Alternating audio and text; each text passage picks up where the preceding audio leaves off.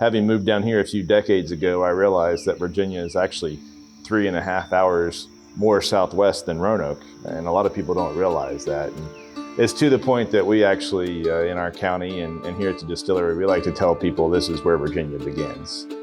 Because you come in through Cumberland Gap, where all westward expansion came through.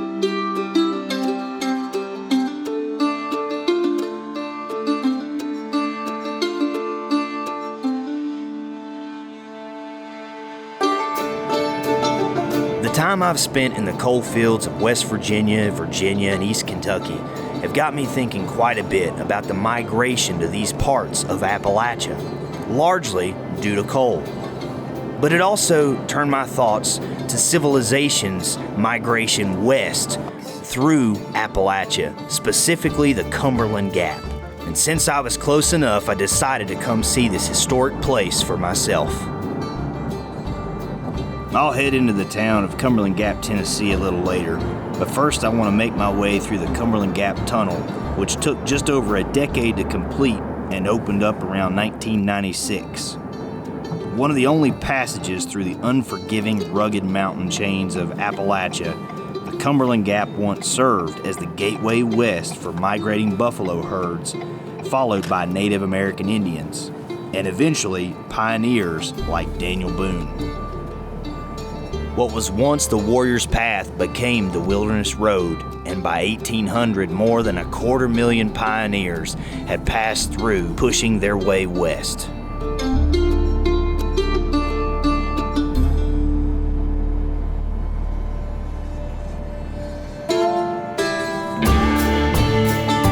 The National Park Service established Cumberland Gap as a historical national park in 1940 with over 24,000 acres. Up to that point, a big tourist draw was Cudjoe's Cave, right off Old US 25 here, going up what used to be known as Massacre Mountain and part of Thunder Road, where moonshiners and blockade runners would run moonshine between Harlan, Kentucky and Knoxville, Tennessee.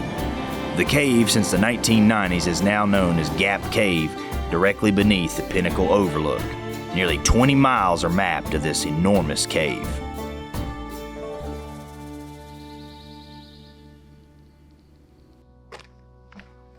Cumberland Gap was also seen as a potentially strategic location for invasion during what's known as the American Civil War.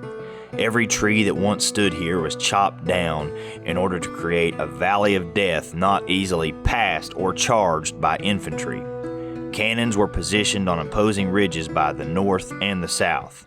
There's even a legend of a big gun called Long Tom that allegedly had a range of 5 miles and an artillery shell that weighed nearly 70 pounds. This almost feels like a forgotten history. There was literally a war between states and at times between families. I suspect there's more to this story than most people know. Nearly 1 million people visit Cumberland Gap National Park each year to hike its trails, to take in its history, and see its beautiful views overlooking the peak where 3 states meet.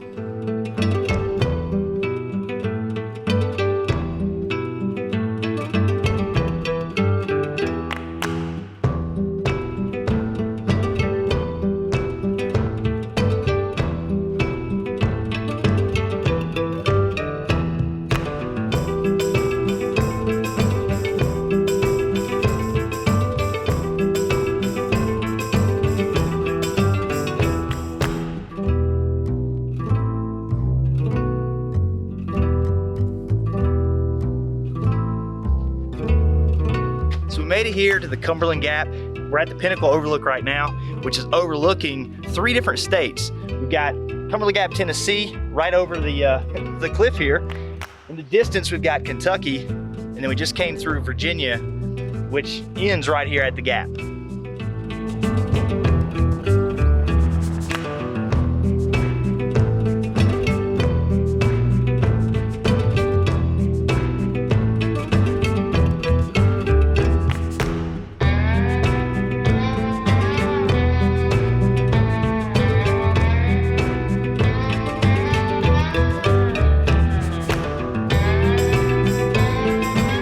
Stand at the Cumberland Gap and watch the procession of civilization marching single file, the buffalo following the trail to the salt springs, the Indian, the fur trader and hunter, the cattle raiser, the pioneer farmer, and the frontier has passed by. Virginia, Kentucky. I'm headed down now to see the iron furnace. To get there, I've got to make my way through the town of Cumberland Gap, Tennessee. Although the town existed much earlier, it didn't officially form until 1907. And I'm told about 50 years later, Richard Nixon came to town to commemorate the Cumberland Gap National Park in 1959. Driving through town, I'm greeted by many quaint and old buildings, several of which have been renovated over the years, like the post office, which once used to be a diner cafe. And unlike the heavy influence of coal in the coal fields, this part of Appalachia has been shaped by different forces over the years. It possesses rich musical, historical, and craft traditions. And a growing university town not too far away also has its influence here.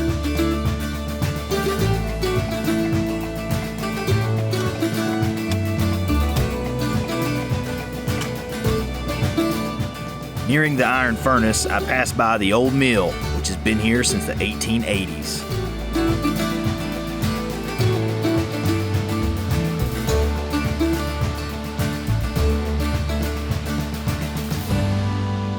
I also spot several other businesses, restaurants, and Airbnbs nearby.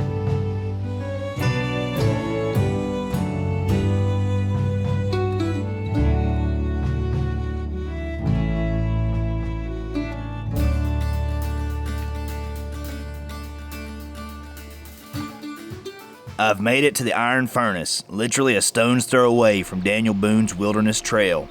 The Gap Creek flows here beside it, which comes out of the Gap Cave I mentioned earlier.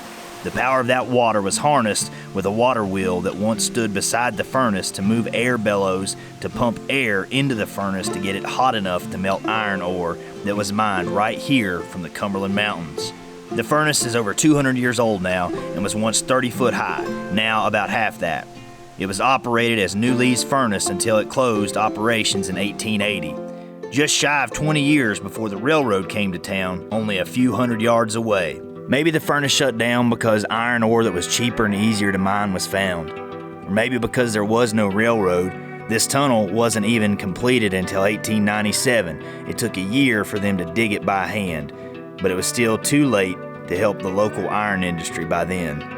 Now, the railroad is still in operation here today, but like so many places throughout Appalachia, and now even the deindustrialized regions across the United States, I wonder, how do you hold on to what you love about the past, yet move into the future? Things are changing, and I don't have any easy answers to these questions. Well, I appreciate you watching. I hope you've enjoyed exploring Cumberland Gap with me. If you would, in the comments, let me know what other place I need to go explore next in my Exploring Appalachia series. Even if it's here at Cumberland Gap, maybe a place that I missed or just a place I've got to go see. Let me know in the comments. Thanks again so much for watching, and we'll see you in another episode.